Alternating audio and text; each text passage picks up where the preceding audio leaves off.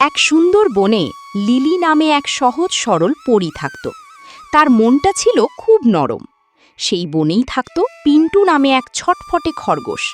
পিন্টু সবাইকে বোকা বানাতে ভালোবাসত। একদিন পিন্টু লিলিকে বোকা বানানোর জন্য এক মিথ্যে গল্প ফাঁদল।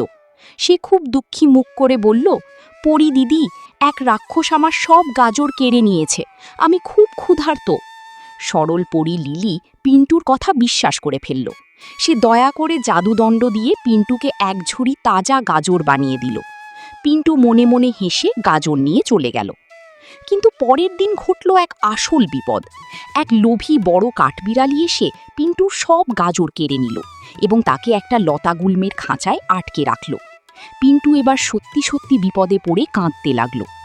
পিন্টুর কান্নার আওয়াজ শুনে দয়ালু লিলি সেখানে উড়ে এলো। পিন্টু লিলিকে দেখে লজ্জায় মাথা নিচু করে বলল, দিদি, কাল আমি মিথ্যে বলেছিলাম, আমাকে ক্ষমা করো আর বাঁচাও। লিলি রাগ না করে হাসি মুখে তার জাদুদণ্ড দিয়ে খাঁচার দরজা খুলে দিল।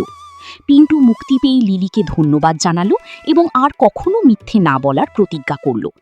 গল্পের শিক্ষা: সরলতা ও ক্ষমার মন থাকা সবচেয়ে বড় গুণ। আর বিপদে পড়েও কখনো মিথ্যে বলতে নেই।